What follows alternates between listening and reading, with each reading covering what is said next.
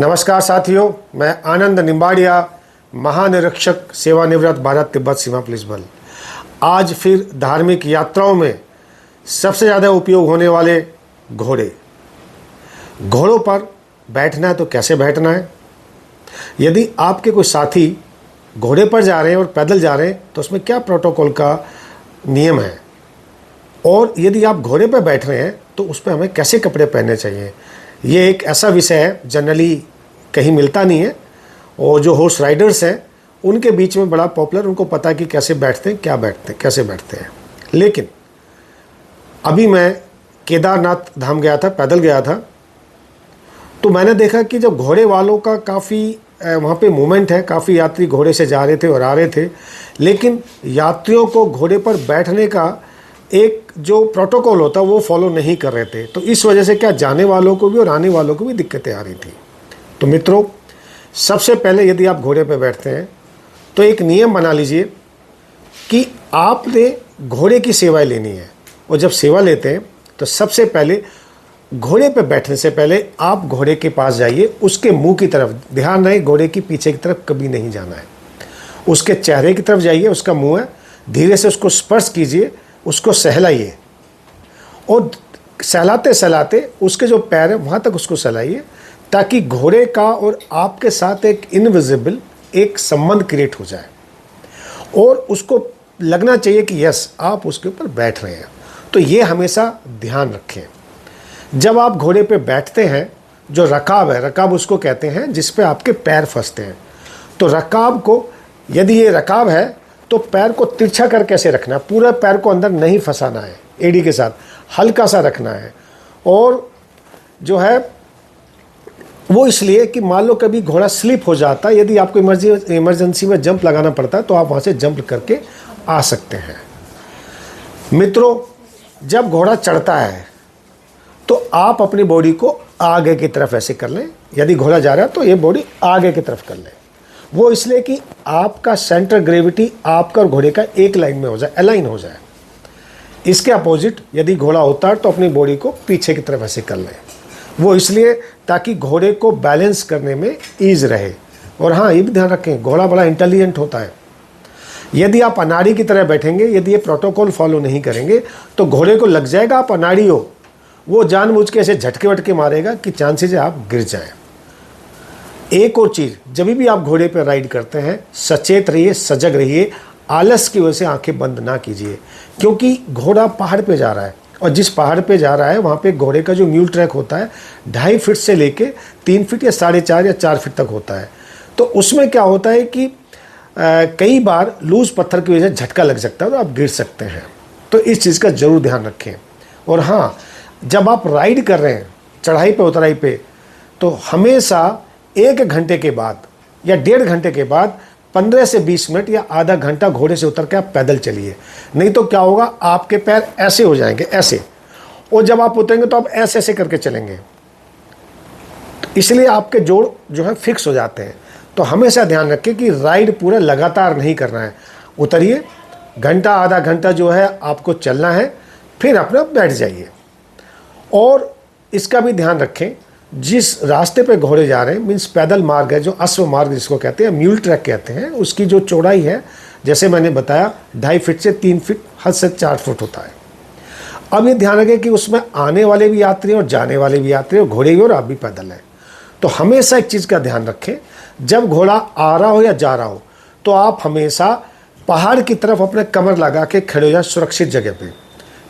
मुंह पहाड़ की तरफ नहीं करना है। वो इसलिए यदि घोड़ा जाएगा तो आपकी कमर पे चोट लग सकती है। यदि आपका चेहरा घोड़े की तरफ होगा तो आप अपने आप को थोड़ा सा माइनर एडजस्टमेंट करके अपने आप को बचा सकते हैं। तो इस चीज़ का ध्यान रखें। और हाँ मित्रों, समझिए, घोड़ा अपने आप को बचाएगा, आपको नहीं बचाएगा। तो आपको बचाने की जिम्मेवारी किसकी है? स्वयं आपकी। दूसरे, यदि आप पैदल जा रहे हैं और आपके सहयात्री कोई घोड़े से आ रहे हैं या जा रहे हैं और कहीं खड़े होने की जगह नहीं है, तो आप भी मूवमेंट करिए, लेकिन सुरक्षित होते हुए, देखते हुए, घोड़े पर निगाह रखते हुए आप धीरे धीरे चलते रहिए। हमेशा जो चोट लगती है जब घोड़ा ऊपर की तरफ चढ़ता है और आप पैदल आ रहे हैं, जा रहे हैं, तो घोड़ा अपने धुन में जाएगा। हो सकता है जो यात्री ऊपर बैठा हो उसके पैर से या किसी चीज़ से आपको चोट लग जाए, तो वो बचाने की जिम्मेवारी किसकी है? आपकी है। और मित्रों एक चीज़ और, आप घोड़े पे बैठे हैं और आप जब बैठ के उतरते हैं, आप अपने गंतव्य पे पहुंचते हैं, तो केवल ये मत समझिए कि घोड़े वालों को पैसा दिया आपका काम खत्म हो गया। मेरी आपसे विनम्र निवेदन है, उस घोड़े ने आपकी सेवा की है। आप एक धार्मिक यात्रा में जा रहे हैं, तो आप उतरने के बाद उस घोड़े को थैंक्स कीजिए। थैंक्स कैसे कह सकते हैं? आपके पास कोशिश करें जब भी आप घोड़े का प्लानिंग हो तो घर से ही आप गुड़ और चना लेके जाइए। घोड़े को गुड़ भी खिलाइए, चना भी खिलाइए आप, और घोड़े को प्यार से सहलाइए, थपकी दीजिए और उसके पैरों को भी मालिश कीजिए। उसको अच्छा लगेगा और आपको भी अच्छा लगेगा। और हाँ, एक बात तो याद रखिएगा, धार्मिक यात्रा में आप धर्म कमाने जा रहे हो और घोड़ा आपको लेके जा रहा है। यदि आप ऐसा नहीं करोगे तो पता क्या होगा, अगले जन्म में आप घोड़ा बनोगे और घोड़े वाला आदमी बनेगा, वो आप पे चढ़ के जाएगा, है ना। तो इसलिए जो कर्म आप कर रहे हैं तो घोड़े के साथ वैसा ही उसकी सेवा भाव कीजिए। तो मित्रों, आप जब भी जाते यात्रा में शांत, संतुलित और विनम्र भाव रखिए। किसी भी ऐसा नहीं कि आपने घोड़े वाले को पैसा दे दिया तो आपने खरीद लिया, नहीं। देखिए, वो भी आपके साथ पैदल चला, वो भी इंसान है। तो इसलिए हमेशा विनम्र लीजिए और अपना जो है ग्रेटिट्यूड जरूर दिखाइए। अब लास्ट में बात करूंगा, कपड़े किस प्रकार के पहनने चाहिए। आजकल ट्रैक पैंट्स वगैरह आती हैं, तो उसमें क्या है कि जो नीचे से टाइट होती है उस प्रकार का पैंट पहने, क्योंकि यदि ढीला पहनेंगे आप पैजामा वगैरह, तो उससे क्या होगा कि वो आपके रकाब में लग सकता है। जब उतरेंगे तो आपको चोट लगा सकते हैं वो, है ना। और इसके बाद जब आप ऊपर बैठते हैं तो जाहिर है आपकी बॉडी कोई काम नहीं कर रही है। जब बॉडी काम नहीं कर रही तो ऊपर के कपड़े आपको विंड चीटर या वाटरप्रूफ टाइप पहनना चाहिए, ताकि यदि मौसम का असर आपके शरीर पर ना हो। जनरली क्या होता है, जब आप बैठते तो आपके थाइस एंगल में आ जाते हो, पैर नीचे आते, तो थाइस के ऊपर ठंड लगने लगती है। तो कुछ हल्का सा कपड़ा, अतिरिक्त कपड़ा अपने थाइस के ऊपर डाल लीजिए और सीधा होकर बैठिए, रकाब एक अपने हाथ में लीजिए, चलते रहिए। कई घोड़े वाले आपको रकाब दे देते हैं, कई घोड़े वाले रकाब पकड़ के चलते हैं, पर कोशिश कीजिए रकाब जो होता है वो पकड़ के चलें। और उसको यदि लेफ्ट राइट मुड़ना है, वो एक घोड़े को जितना आप टाइट करेंगे वो सोचेगा मुझे दौड़ना है। हम ये गलती करते हैं, जब घोड़ा तेज चलने लगता है आप टाइट कर देते हैं, वो तेज दौड़ेगा। तो जनरली क्या है कि जब भी घोड़ा तेज चलता है उसको ढीला छोड़ दीजिए। तो ढीला छोड़ दोगे, घोड़े को पता नहीं चलेगा मुझे कहाँ जाना है, वो स्लो हो जाता है। इसका जरूर ध्यान रखिएगा और अपना बैलेंस का ध्यान कीजिएगा।